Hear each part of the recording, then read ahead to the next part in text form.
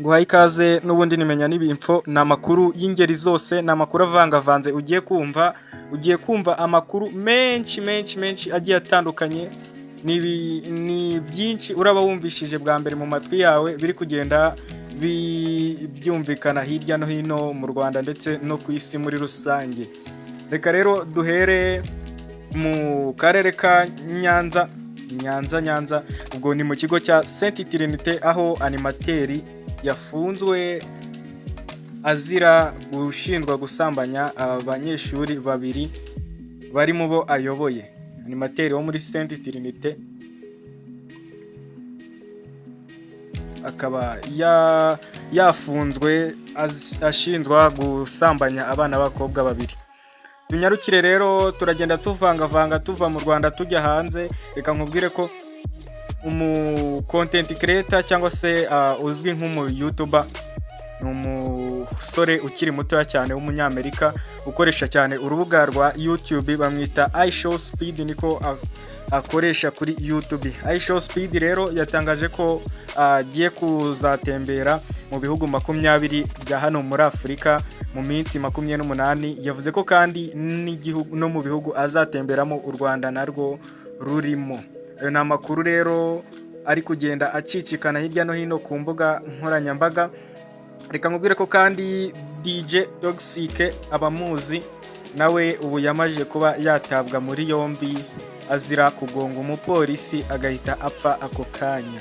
DJ Toxic abenshi muramuzi, ni umu DJ wamamaye cyane hano mu Rwanda ufite izina rikomeye, yabaye yatabwa muri yombi kubera gushinjwa kugonga umupolisi agahita apfa.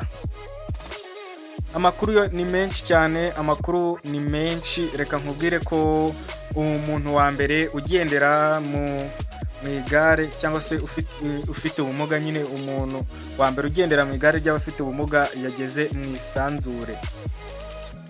Michael rero Benthaus ukomoka mu Budage yabaye umuntu wa mbere ugendera mu igare ry'abafite ubumuga ugeze mu isanzure. Mu myaka 7 ishize nibwo Benthaus yakoze impanuka ubwo yari ari mu isiganwa rya moto, yangirika urutirigongo. Nyuma y'iyo mpanuka yakiriye umuganga wahoze akora mu by'isanzure kugira ngo amufashe kugerageza kugera ku nzozi ze zo kujya mu isanzure. Ariho naho icyo gihe yatangiye kumufasha gutegura urwo rugendo rw'amateka rwamaze iminota 10 babifashishijwemo n'ikigo Blue Origin gisanzwe gikora ingendo mu isanzure cyashinzwe n'umuherwe Jeff Bezos. Muri uru rugendo rero rwabaye ku itariki 20 Ukuboza, Benthaus hamwe n'abandi 5 bahagurukiye muri Texas barenga Kельman Line, umurongo ugabanya isi n'isanzure. Nyuma y'urwo rugendo rero Benthaus yagize ati byari ibihe by'akataraboneka. Ubwo rero ayo nayo ni amakuru ari kugenda acicikana ku mbuga nkoranyambaga. Ni iminsi mike ishize, ndakeka ni iminsi 2 nayo ntabwo iruzura neza, ikipe ya Rayon Sport yisasiye ikipe ya Gorilla ibitego 2-0.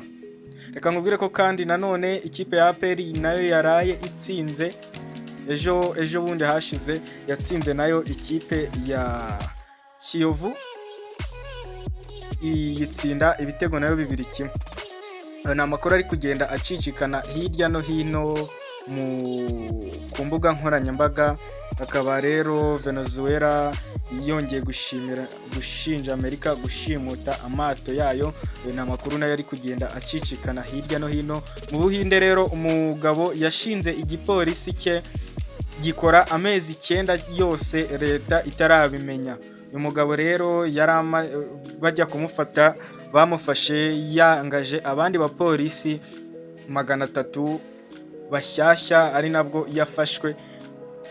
Uwo mugabo ahita ashyikirizwa inzego z'umutekano zimuta muri yombi.